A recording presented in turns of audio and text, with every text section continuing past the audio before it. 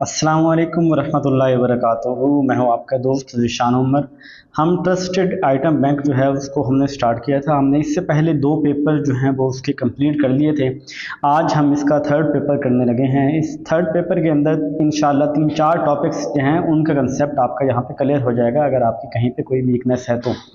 पहला सवाल देखते हैं। University of Utopia was written by, एक बुक है ये लिखी गई थी, वो पूछता है कि रॉबर्ट हॉचिंस जो है उसने ये बुक लिखी थी यूनिवर्सिटी ऑफ अटोपिया। ठीक है, एक रट्टा लगाने वाला सवाल है और मैं इसको एज सच फेमस नहीं समझता। तो यूनिवर्सिटी ऑफ अटोपिया बुक किसने लिखी थी? हचिंस ने।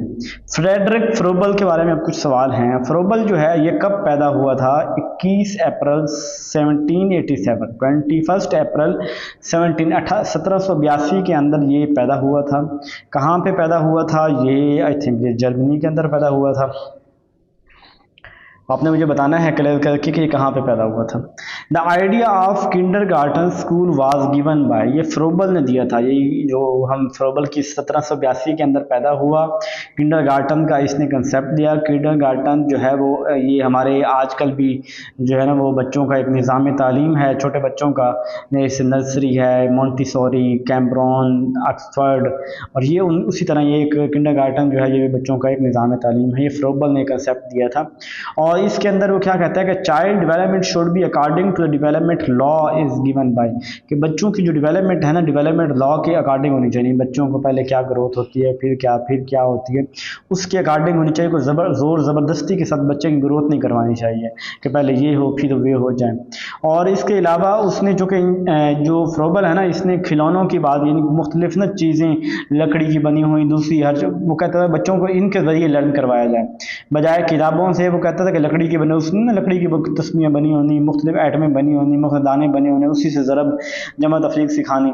तो उसने ना उसके अंदर फ्रोबल ने जो कहा था कि ट्रायंगुलर स्क्वायर शेप के जो बॉक्स थे ये टैबलेट्स थे, तो उसको उसने कौन सा जो है वो नंबर दिया था? उस गिफ्ट नंबर 7 कहा जाता था। ठीक है, गिफ्ट नंबर क्या कहा जाता था? 7 गिफ्ट उसका नाम था। The project which is carried out by the groups of individual का ग्रुप जब होगा तो सोशल होगा प्रोजेक्ट, यानी जहाँ पे ज़्यादा लोग मिल के ग्रुप ऑफ इंडिविजुअल्स जो है वो मिल के कोई प्रोजेक्ट बना रहे होते हैं तो ऐसे ग्रुप को हम सोशल ग्रुप बोलते हैं। 7 है Dewey like best the following definition of education, ये जो डेवी है इसके नज़दीक एजुकेशन की बेस्ट डेफिनेशन कौन सी है? तो चूँकि ये डेवी जो है ये रिकन्स्ट्रक्शन जो फिलासफी है उसका भी बानी है, तो रिकन्स्ट्रक्शन ऑफ एक्सपीरियंस ये इसकी ये डेफिनेशन कहता है कि एजुकेशन यानी तालीम जो है वो नए सिरे से नए तजर्बात करना, अपने इल्म को जो है तजर्बात के ज़रिए अपने इल्म को बनाना बढ़ाना, ये जो है ये बात कौन करता था? जॉन डेवी करता था। अमेरिकन था, बड़ा फेमस है ये बंदा। स्पेकुलेटिव फिलासफी की जो ना 3 स्टाइल हैं, एक है स्पेकुलेटिव फिलासफी, एनालिटिकल फिलासफी और प्रोस्पेक्टिव फिलासफी। जो स्पेकुलेटिव फिलासफी है अल्हम्दुलिल्लाह, जो स्पेकुलेटिव फिलासफी है इसके अंदर हम थ्योरीज को डेवलप करते हैं। क्या करते हैं? थ्योरीज को डेवलप करते हैं। जो हमारे पास प्रिस्पेक्टिव फिलासफी है उसके अंदर हम राइट एंड रॉन्ग को देख रहे होते हैं। जो हमारे पास एनालिटिकल फिलासफी उसके अंदर हम चीज़ों का एनालिसिस कर रहे होते हैं। तो ये अगले 2 सवाल इसी तरह है, मैं उनको यहाँ एनालिसिस कर रहे होते हैं या असेसमेंट आप इसको कह सकते हैं। ठीक है। 11 एक्सियोलॉजी, ये फिर उसके जो है ना वो 3 एरियाज ब्रांचेस बोलते हैं। ठीक है ना, 3 उसके स्टाइल हैं फिलासफी के, 3 ही उसकी ब्रांचेस हैं, 9 उसके जो है ना वो इसके स्कूल ऑफ थॉट हैं। तो जो उसके 3 ब्रांचेस हैं उनमें पहले एक्सियोलॉजी है। एक्सियोलॉजी है वैल्यूज़ को डील करती है, इसके अंदर एथिक्स एंड एस्थेटिक्स आता है, राइट एंड रॉन्ग यानी मॉरल वैल्यूज़ आ जाती हैं, और इसके अलावा ब्यूटी जो खूबसूरती जो है चीज़ों की नेचर की वो आ जाती है। तो एक्सियोलॉजी जो है वो वैल्यूज़ को डील करती है। इसके बाद जो हमारे पास है एपिस्टेमोलॉजी वो डील करती है नॉलेज को। ऑन्टोलॉजी डील करती है रियलिटी, यानी हर चीज़ की रियलिटी के मुतालिक सवाल करती है कि खुदा कहाँ है, मुझे क्यों पैदा किया गया, खुदा क्या काम करता है, इस तरह के जो सवाल करते हैं रियलिटी के मुतालिक ये ऑन्टोलॉजी होता है। ऑन्टोलॉजी को मेटाफिजिक्स भी कहते हैं। बेसिकली मेटाफिजिक्स ब्रॉडर टर्म है, ऑन्टोलॉजी इसकी एक ब्रांच, आगे फर्दर सब ब्रांच कह लें, सब कैटेगरी है जो ऑन्टोलॉजी है। तो बेसिकली है ये जो है ना मेटाफिजिक्स। फिलासफी जो है ना ये किसकी है? बेसिकली एजुकेशन की थ्योरी है, यानी फिलासफी के अंदर कोई एक्सपीरियंस कोई इस तरह की तो नहीं है, ये साइंस की तो नहीं, फिलासफी की एजुकेशन की थ्योरी जिससे हमारा एक नजरिया बिल्ड होता है, नजरिया क्लियर होता है। अच्छा, इसके अंदर फिर मुख्तलिफ फिलासफर हैं, अरिस्टोटल, प्लेटो, सुकरात। और वो कहते हैं कि अरिस्टोटल जो है, पहले एक सवाल रहता है बल्कि, इक्लेक्टिसिज्म मीन्स बोरोइंग बिलीफ फ्रॉम, इक्लेक्टिसिज्म कहते हैं अब हमारे पास 9 फिलासफी है ना, हर फिलासफी के उसकी अच्छी बात ले लेना, इधर से इधर जो मेरे लिए अच्छी लगती है वो ले लेना, और एक नई फिलासफी बनाना, और उस नई फिलासफी को लाइफ के अंदर लेके आगे चलना। यानी मैं अगर अकेला रियलिज्म बन जाऊं, मैं अगर पैदल ले, तो ये एक रिजिडिटी होगी, एक इंतहा पसंदी समझ लें आप कह सकते हैं। लेकिन जब मैं ये इक्लेक्टिसिज्म हर फिलासफी से अच्छे पॉइंट उसके ले लूँगा, तो इसे जो है ना बैरोइंग फिलासफी बोलते हैं, इक्लेक्टिसिज्म। अरिस्टोटल जो है वो डिसएग्री करता था प्लेटो से। किस तरह?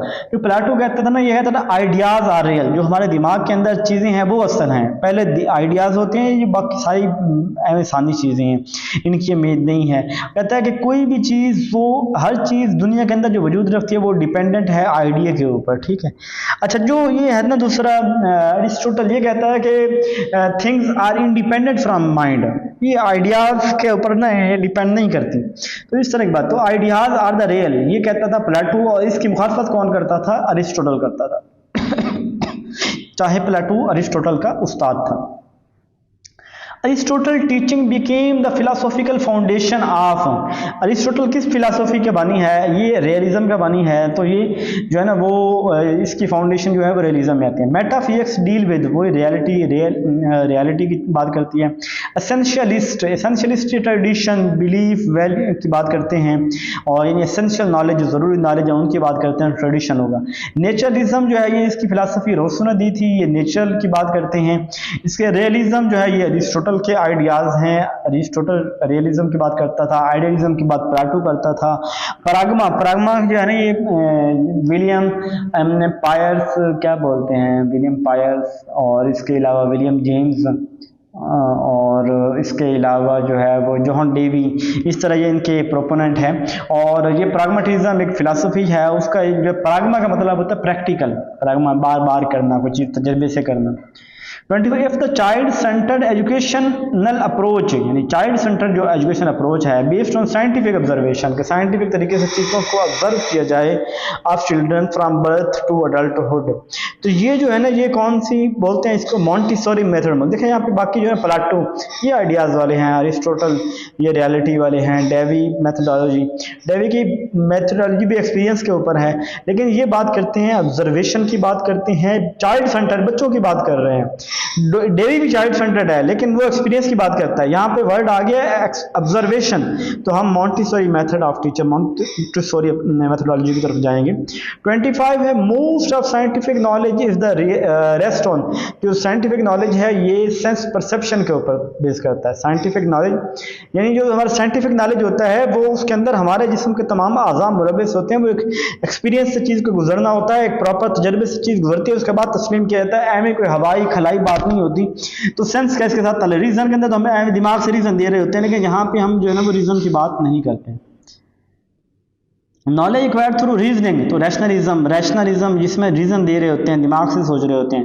इंट्यूशन होता है कि जैसे मैं यहाँ बैठा हूँ ना, तो मुझे कोई मसला दरपेश है, तो मुझे जगता मेरे जहन में ख्याल आ जाता है यार क्यों ना ऐसा ना कर लिया जाए। जैसे मैं एक दिन बैठा था, तो मैंने आप लोगों के साथ कहा कि आप लोग क्या टेस्ट देना चाहेंगे, कि आप लोग जो है वो वीडियोज़ लेना चाहेंगे इंटरेस्टेड एटम बैंक को, जो जितने भी हमने वो ना मॉडल पेपर पढ़ने हैं बैच 2 के अंदर। तो मुझे वो मेरे बैठे बैठे सवाल आया और मैंने जो है वो शेयर कर दिया।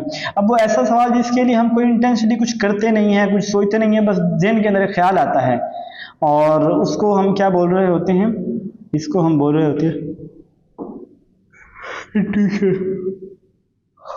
Knowledge without any specific mental process, ठीक है। सीकिंग एक्सपर्ट ओपिनियन, अथॉरिटी होती है भाई, जिस बंदे को तजर्बा है, बड़ी उसकी एक वैल्यू है, और उसको उससे ओपिनियन लेना, तो उसे हम अथॉरिटेटिव बोलते हैं, ठीक है। उसके अलावा जी authority, philosophy of education which emphasizes our lasting reality, बड़ी पुरानी बातों की बात करती हैं, जो बड़ी पुरानी रियलिटीज़ हैं, पैनलिज्म वाले हैं। Philosophy of education which focus use for culture scale tradition belief की वैल्यू जो बात करते हैं, एसेंशियलिज्म वाले होते हैं। Who said education is the activity of recognising God and understand self, कौन कहता है कि जो एजुकेशन है इसका मकसद अल्लाह ताला की ज़ात को पहचानना, और अपनी ज़ात को वो पहचानना, खुद की पहचान अंडरस्टैंडिंग सेल्फ यानी अपनी ज़ात खुद ही जिसे बोलते हैं, तो अल्लामा इकबाल खुद ही की बात करता था। Who said education is the activity of developing a sense of good and evil, अच्छाई और बुराई की सेंस डेवलप करना इंसान के अंदर, फिर उसको इस काबिल बनाना कि वो बुराई से बचे और अच्छाई की तरफ आए। तो ये कौन कर सकता है कि मौलवी डेफिनेशन ये दे सकता है, ये है जी शाह वलीउल्लाह। शाह वलीउल्लाह कहते हैं कि पहले तो उसको जो है ना वो उसके अंदर ये सेंस डेवलप करना कि उसको पता चल जाए कि राइट एंड रॉन्ग का, उसका गुड एंड इवल का पता चल जाए, फिर उसके बाद जो है वो इस काबिल हो कि गुड को एक्सेप्ट करे और रिजेक्ट इवल को रिजेक्ट करे। तो ये शाह वलीउल्लाह कहते हैं। Dash of education refer to those patterns of learning which bring about changes in human behavior, यानी कौन से ये मोड्स ऑफ एजुकेशन जो होते हैं, modes of education, formal education, non formal education, informal. अब ये एजुकेशन है कि जिस अब देखो हमारा जो बिहेवियर चेंज होता है एजुकेशन से होता है ना, तो कहता है कौन सी एजुकेशन का पैटर्न है, तरीक़ेकार है लेने का, जिसके जरिए जो है ना वो इंसान के भी। तो मोड्स कितने हैं, फॉर्मल, इनफॉर्मल और नॉन फॉर्मल। ठीक है, पहले देखते हैं education refer to the educational programme which are conducted in the school. वो एजुकेशन जो स्कूल के अंदर होते हो, किसी कॉलेज में, किसी यूनिवर्सिटी में, प्रॉपर टाइम टेबल हो, यूनिफॉर्म हो, प्रॉपर प्लान एक्टिविटीज हो, ऑर्गेनाइज्ड इन्वायरमेंट हर चीज़ हो, तो ये फॉर्मल एजुकेशन होती है। ठीक है, इसी तरह formal education in the process of training and developing the abilities of the individual in certain, किसी खास प्रोग्राम में, यानी ये ऐसा नहीं कहा, किसी प्रोग्राम के अंदर उसकी एबिलिटीज और डेवलप करना, इसको हम बोल रहे होते हैं फॉर्मल एजुकेशन ही कह रहे होते हैं।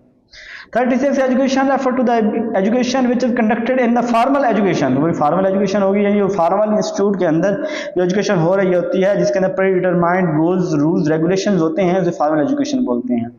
That education refer to the education which happen outside of the context of formal structure educational institution, यानी फॉर्मल का जिस तरह का स्ट्रक्चर होता है उस स्ट्रक्चर से हट के होती है, यानी है वो एजुकेशन। बहुत सी चीज़ें उसके अंदर भी फॉर्मल वाली होंगी, लेकिन बहुत सी चीज़ें फॉर्मल वाली नहीं होंगी, फॉर्मल के कंटेक्स्ट से हम बाहर चले जाएंगे, उसे नॉन फॉर्मल एजुकेशन बोलते हैं। यानी education mean to education programme in which individual are educated through distance learning, यानी जैसे अल्लामा इकबाल की तरीम है, वर्चुअल की है, फासलाती तालीम, उसको नॉन फॉर्मल एजुकेशन बोलते हैं। 39 है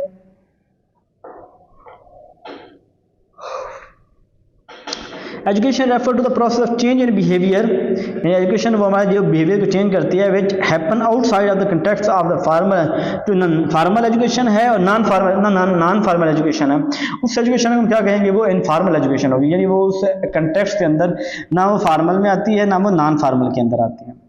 40 है education concern with the society rather than the formal, society जिसके अंदर उसका किरदार होता है, ये भी इनफॉर्मल एजुकेशन हो गया, जो मोहल्ले से हम सीख रहे होते हैं, बगैर किसी स्कूल में गए, बगैर कहीं दाखिला लिए, जो हर कहीं से हमारी लर्निंग चल रही होती है, उसको कहते हैं। 41 है dash education refer to the learning generated from the social experiences and observation, तो सोशल एक्सपीरियंस और ऑब्जर्वेशन जो होती है ये इनफॉर्मल एजुकेशन होती है। Dash stress the self realisation aspect of education, self realisation अपनी ज़ात को पहचानना, अपनी ज़ात के मुतल्लिक मार्फत, तो ये स्पिरिचुअलिस्ट होते हैं जो अपनी ज़ात के में खोए रहते हैं, अपनी ज़ात को पहचानते हैं। और डैश टेकन द जो leads to the formation of character, character की बात जो करते हैं, मॉरलिस्ट बात करते हैं कि बैड करेक्टर गुड करेक्टर की बात करते हैं। Dash is the process which enable an individual to adjust himself to the environment, ये इंटेलिजेंस की डेफिनेशन है कि बेसिकली एजुकेशन, चलो यहाँ पे एजुकेशन की है कि एजुकेशन किसी बंदे को इस काबिल बनाती है कि वो अपने आप को किसी जो इन्वायरमेंट कहीं पे भी एडजस्ट कर सके, उसको एजुकेशन बोलते हैं। सोलो जो है उसको 5 जो है उसके फेजेस में तकसीम किया गया है। पहले बोलते हैं यूनिस्ट्रक्चरल, फिर पहले कहते हैं परी स्ट्रक्चरल, यूनिस्ट्रक्चरल, मल्टी स्ट्रक्चरल, क्या बोलते हैं रिलेशनल एंड एब्स्ट्रैक्ट, ठीक है ये बोलते हैं। अच्छा उसके बाद है जी स्टीवन ने जो दिए थे ना 4 स्केल दिए थे उसने, जो मेजरमेंट स्केल दिए थे, कौन कौन से थे, नॉमिनल, ऑर्डिनल, इंटरवल और रेशो।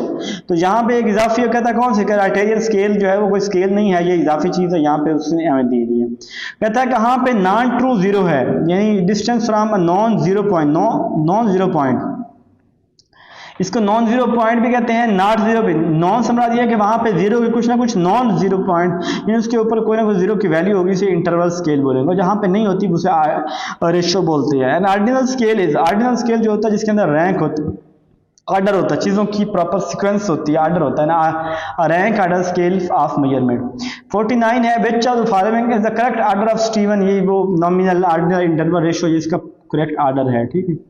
50 है during which of the following interviews an interview ask problem probing and open ended question. कौन सा इंटरव्यू होता है जिसके अंदर जो है इंटरव्यू जो सवाल पूछता है वो probing and non open ended. Problem से मुराद ये है कि ऐसा जिसके अंदर पॉसिबिलिटी हो कि ऐसा हो सकता है, ऐसा नहीं हो सकता, और ओपन एंडेड जिसके अंदर उसको जो इंटरव्यू करने वाला है उसको बड़ी आज़ादी है, वो जिस तरह की बात करे, तो ये अनस्ट्रक्चर्ड इंटरव्यू होता है। A quick efficient way of gathering information from a large number of, बड़े लोगों से, ज़्यादा लोगों से हमने अगर डाटा लेना हो तो इंटरव्यू बड़ा टाइम टेकिंग है, तो ये क्वेश्चन है जो है ना वो कम टाइम के अंदर बहुत से लोगों से डाटा ले सकते हैं। The most popular form of interview, सबसे ज़्यादा पॉपुलर फॉर्म जो इंटरव्यू का है वो अनस्ट्रक्चर्ड इंटरव्यू है। सबसे ज़्यादा पॉपुलर फॉर्म कौन सी है? अनस्ट्रक्चर्ड इंटरव्यू है। अब देखो एक इंटरव्यू तो होता है स्ट्रक्चर, अनस्ट्रक्चर, सेमी स्ट्रक्चर। अब स्ट्रक्चर के अंदर हमें हर सवाल प्रॉपर बना के जाना पड़ता है कि ये पूछना है, इससे हट के नहीं पूछना, ये कहाँ पर, बल्कि कोई नहीं इस तरह करना हो तो फिर क्वेश्चन ना कर दें। और जो है ना सेमी स्ट्रक्चर उसके अंदर भी कुछ फिक्स होते हैं कुछ, तो ये जो जब इंटरव्यू जो मोस्ट कॉमनली होते हैं ये अनस्ट्रक्चर होते हैं, कि जिसके अंदर ये नहीं होता कि मैं पहले ये बात करनी है, अगला बंदा कोई और करता तो मैंने उधर जाना ही नहीं है, इस तरह की नहीं बात। According to which of the following interview types one candidate is interviewed by several, एक कैंडिडेट इंटरव्यू दे रहा है, बहुत से लोग इसका इंटरव्यू ले रहे हैं, उसे पैनल इंटरव्यू बोलते हैं। पीपीएससी का जो इंटरव्यू देते हैं ये पैनल इंटरव्यू होते हैं। कैंडिडेट एक होता है और जो नंबर ऑफ इंटरव्यू देने वाले हैं ना वो हमारे पास जो है वो ज़्यादा होते हैं, मतलब इंटरव्यू लेने वाले बहुत ज़्यादा होते हैं, पैनल इंटरव्यू बोलते हैं। क्वेश्चन दैट कंसिस्ट ऑफ 2 और मोर क्वेश्चन ज्वाइन टुगेदर, ऐसा क्वेश्चन जिसके अंदर यानी एक ऐसा क्वेश्चन जिसके अंदर दो से ज़्यादा क्वेश्चन मिला के बनाया जाए, यानी एक क्वेश्चन के एक आंसर 2, 3, 4 आंसर हों, तो ऐसे क्वेश्चन को हम जो बोलते हैं डबल बैरल्ड क्वेश्चन। ये ऐसा क्वेश्चन जब जिसके अंदर एक से ज़्यादा क्वेश्चन आपस में मिला दिए जाएं तो डबल बैरल्ड क्वेश्चन बोलते हैं। ओपन एंडेड क्वेश्चन जो हमें डाटा मिलता है ये क्वालिटेटिव डाटा मिलता है, क्वांटिटेटिव डाटा नहीं मिलता, ये क्वालिटेटिव डाटा होता है। ओपन एंडेड क्वेश्चन, अच्छा question during interview such as why do you feel that way, ये कौन सा क्वेश्चन है? अब देखो मैं कहता हूँ कि आपने इस वे से या इस कैसा सीखा, हर बंदे की डिफरेंट राय होगी और हो सकता है मिल भी जाए, तो इसे प्रोबिंग बोलते हैं। प्रोबिंग बोलते हैं, क्या बोलते हैं? प्रोबिंग, यानी हो सकता है कि उनके सेम हो सकता है उनके मुख्तलिफ हो, कुछ भी इसके अंदर प्रोबेबिलिटी हो। यार नींद तो मैंने पूरी की हुई है पर नींद आई जा रही है, एक तो जो है ना वो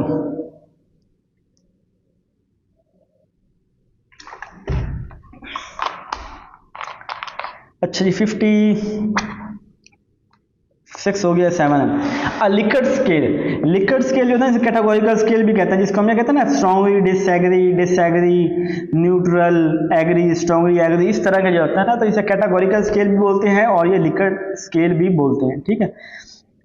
SPSS ये ना statistical package of social science, क्या बोलते हैं? Statistical package of social science. जो SPSS सॉफ्टवेयर होता है जिसके ऊपर हम क्वेश्चन या हमारा जो डाटा होता है ना उसका एनालिसिस करते हैं, और ये सॉफ्टवेयर मेरे ख्याल से 7 वर्जन इसका चल रहा है शायद। अच्छा, in which type of test focuses on information acquired through the informal learning that goes on in life, तो कौन सा टेस्ट है जिसके अंदर हम इंफॉर्मेशन जो बच्चे ने हासिल की हैं आज तक उसको हम इनफॉर्मल तरीके को जज कर रहे होते हैं। एप्टीट्यूड टेस्ट होता है जिसके अंदर उसकी पूरी लाइफ की लर्निंग को देख रहे होते हैं कि उसने क्या कुछ अचीव किया, क्या कुछ उसको आता है, तो ये एप्टीट्यूड टेस्ट होता है। जो हमारी ये रिसर्च प्रपोजल होती है ना उसके अंदर इनमें से जो डाटा एनालिसिस ये तो होता है थीसिस में, रिजल्ट भी थीसिस में, कंक्लूजन भी थीसिस में, लिटरेचर भी उसके अंदर शामिल होता है। जो रिसर्च प्रपोजल होती है फ्यूचर टेंस के अंदर लिखी जाती है, जो रिसर्च रिपोर्ट होती है ये पास्ट टेंस, यानी जब हमने काम कर लिया होता है तो उसके बाद हम जो रिसर्च लिख रहे होते हैं ना थीसिस लिख रहे होते हैं, तो ये पास्ट टेंस के अंदर होता है। If a test is consistent in its measurement whenever it is administered this, यानी एक टेस्ट मैं लेता हूँ कोई और आके ले लेता है, कोई और आके ले लेता है, स्कोर सेम रहे, तो ऐसे को हम कहते हैं कंसिस्टेंट बोलते हैं, रिलायबल टेस्ट है। कौन सा टेस्ट है? ये रिलायबल टेस्ट है। अच्छा, when the test reliability is determined by administrating it twice to the same group is called, एक ग्रुप है उससे टेस्ट लेते हैं, उसी ग्रुप से फिर दोबारा टेस्ट लेते हैं, तो एक ग्रुप से एक टेस्ट फिर दूसरा ग्रुप उसी ग्रुप से टेस्ट रीटेस्ट कहते हैं, क्या कहते हैं? टेस्ट रीटेस्ट बोलते हैं।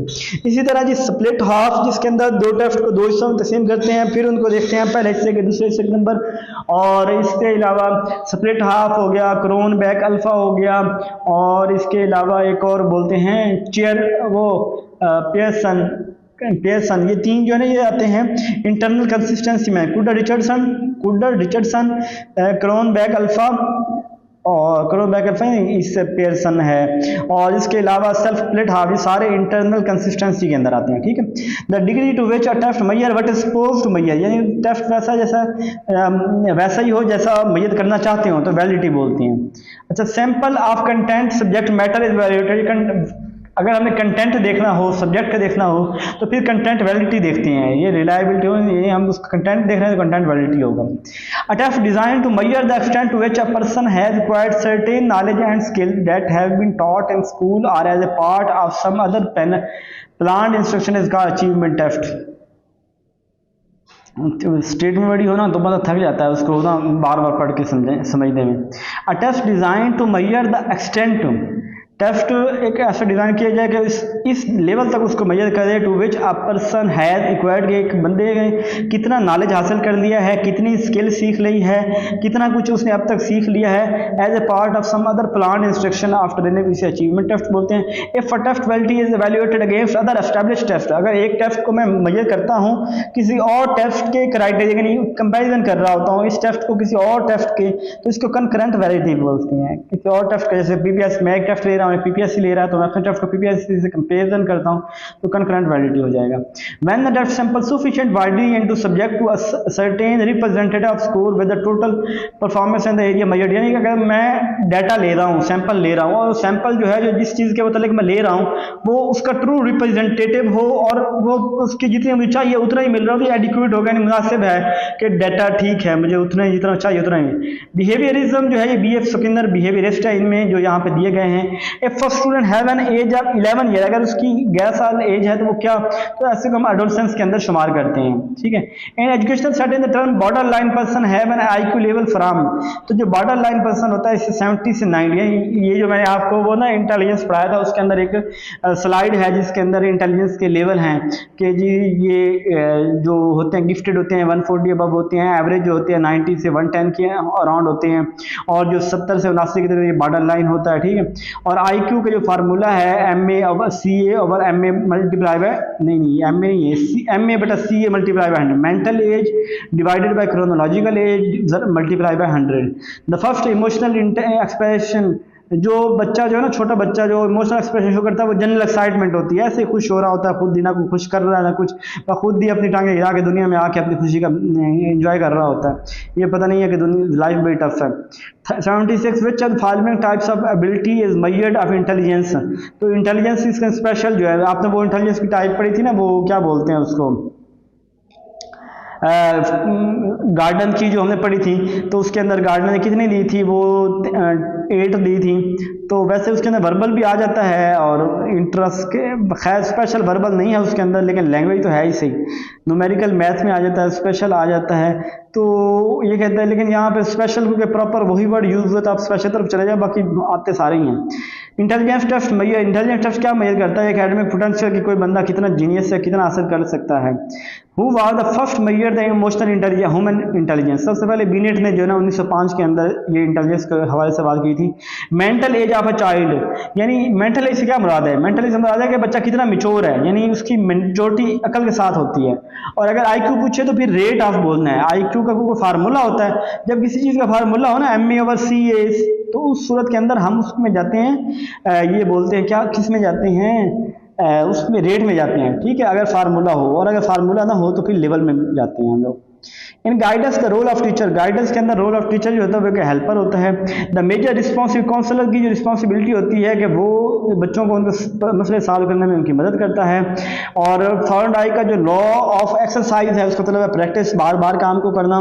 डिफाइन साइकोलॉजी, साइकोलॉजी कहते हैं ये स्टडी ऑफ बिहेवियर, मुख्तसर स्टडी ऑफ बिहेवियर। और ये जो किस कंट्री में, जीन पियाजे स्विट्जरलैंड के अंदर पैदा हुआ था।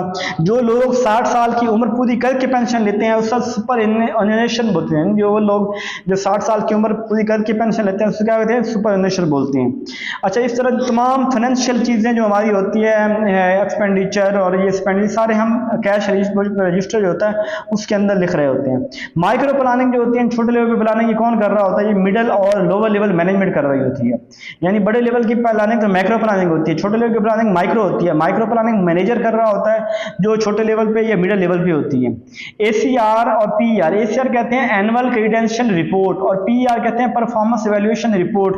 ये जो होती है ना, हर साल के बाद गवर्नमेंट मुलाजिम की जो है ना वो एक एसीआर बनती है, यानी इस पूरे साल के अंदर गवर्नमेंट मुलाजिम का कंडक्ट कैसे रहा, इसने अपनी ड्यूटीज को कैसे निभाया, साथ अपने कुलीग के साथ क्या इसका ताल्लुक रहा, इसने क्या इसकी मुतल्लिक होता है। और ये जो जिनका होता है मतलब जो परमानेंट होते हैं उनको एसीआर बोल रहे होते हैं, जो नॉन परमानेंट होते हैं एम्प्लॉय उनको पीईआर बोल रहे होते हैं। और जिन लोगों की जो 3 महीने से कम होती है ना सर्विस, उनकी एसीआर पीईआर नहीं बनती, यानी ये बनती है ना किस अफसर के मतहत हमने किया है। अगर मेरा उस अफसर के अंदर जो टेन्योर है, पीरियड है, वो कम है, 3 महीने से कम है, तो फिर मेरी एसीआर नहीं बनेगी, फिर एक सर्टिफिकेट बन जाता है जिसके ऊपर बस साइन हो जाते हैं, अपने ही प्रिंसिपल साइन हो जाता है, उस बंदे के साइन की जरूरत नहीं है। अच्छा, चॉइस मेड बिटवीन 2 और मोर अल्टरनेटिव उसे डिसीजन बोलते हैं, ठीक है। जो चॉइस मेड बिटवीन 2 और मोर मल्टीपल चॉइस हैं तो बहुत सारे अल्टरनेटिव्स हैं, उनमें से एक को लेना, तो डिसीजन नहीं होगा। जो कैश बुक है ये डीडीओ मैनेज करता है। अथॉरिटेरियन, अथॉरिटेरियन ये सारा मैंने बताया हुआ था। अथॉरिटेरियन होता है फुल सख्त, जहाँ पे कोई रियायत नहीं होती, अपनी मनमानी होती है, तो ये डिसिप्लिन जहाँ पे रखना हो ना, अथॉरिटेरियन बंदा बेस्ट है। कैश बुक रजिस्टर, सैलरीज वगैरह सब कुछ कैश बुक रजिस्टर में लिखा जाता है।